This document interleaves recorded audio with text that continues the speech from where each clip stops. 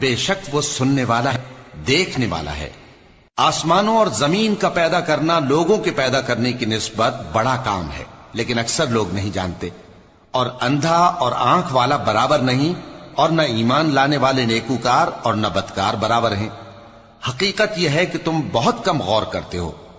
قیامت تو آنے والی ہے، اس کے آنے میں کچھ شک نہیں، لیکن اکثر لوگ ایمان نہیں رکھتے۔ اور تمہارے پروردگار نے فرمایا ہے کہ تم مجھ سے دعا کرو، میں تمہاری دعا قبول کروں گا۔ جو لوگ میری عبادت سے ازراہ تکبر کتراتے ہیں، ان قریب جہنم میں ذلیل ہو کر داخل ہوں گے۔ اللہ ہی تو ہے جس نے تمہارے لیے رات بنائی کہ اس میں آرام کرو، اور دن کو روشن بنایا کہ اس میں کام کرو۔ بے شک اللہ لوگوں پر فضل کرنے والا ہے، لیکن اکثر لوگ شکر نہیں کرتے۔ یہی اللہ تمہارا پروردگار ہے جو ہر چیز کا پیدا کرنے والا ہے، اس کے سوا کوئی معبود نہیں، پھر تم کہاں سے بھٹکائے جاتے ہو؟ اسی طرح وہ لوگ بھٹکائے جاتے تھے جو اللہ کی آیتوں سے انکار کرتے تھے۔ اللہ ہی تو ہے جس نے زمین کو تمہارے لیے ٹھہرنے کی جگہ اور آسمان کو چھت بنایا، اور تمہاری صورتیں بنائیں اور صورتیں بھی اچھی بنائی، اور تمہیں پاکیزہ چیزیں کھانے کو دیں۔ یہی اللہ تمہارا پروردگار ہے، سو اللہ رب العالمین بہت ہی بابرکت ہے۔ وہی زندہ جاوید ہے، اس کے سوا کوئی عبادت کے لائق نہیں، تو اس کی عبادت کو خالص کر کے اسی کو پکارو۔ ہر طرح کی تعریف اللہ ہی کے لیے ہے جو تمام جہانوں کا پروردگار ہے۔ اے نبی کہہ دو کہ مجھے اس بات کی ممانعت کی گئی ہے کہ جن کو تم اللہ کے سوا پکارتے ہو ان کی پرستش کرو، اور میں ان کی پرستش کیسے کروں جبکہ میرے پاس میرے پروردگار کی طرف سے کھلی دلیلیں آ چکی ہیں، اور مجھ کو حکم یہ ہوا ہے کہ پروردگار عالم ہی کا فرما بردار رہوں۔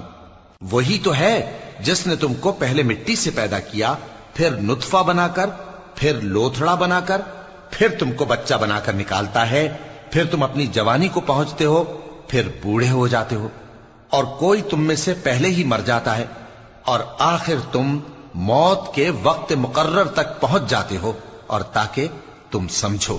وہی تو ہے جو زندگی اور موت دیتا ہے، پھر جب وہ کوئی کام کرنا یعنی کسی کو پیدا کرنا چاہتا ہے تو اس سے کہہ دیتا ہے کہ ہو جا، تو وہ ہو جاتا ہے۔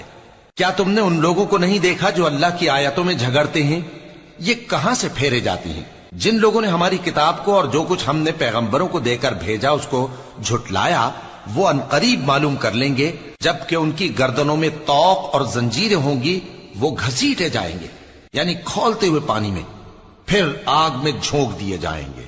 پھر ان سے کہا جائے گا کہ وہ کہاں ہیں جن کو تم اللہ کے شریک بناتے تھے یعنی غیر اللہ؟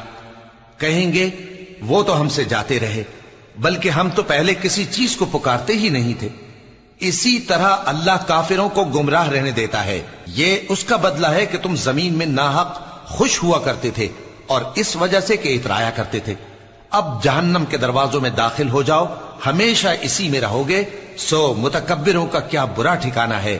تو اے پیغمبر صبر کرو کہ اللہ کا وعدہ سچا ہے، پھر اگر ہم تمہیں اس عذاب میں سے کچھ دکھا دیں جس کا ہم ان سے وعدہ کرتے ہیں، یا ہم تمہیں وفات دے دیں، تو بہرحال ان کو تو ہماری ہی طرف لوٹ کر آنا ہے، اور ہم نے تم سے پہلے بہت سے پیغمبر بھیجے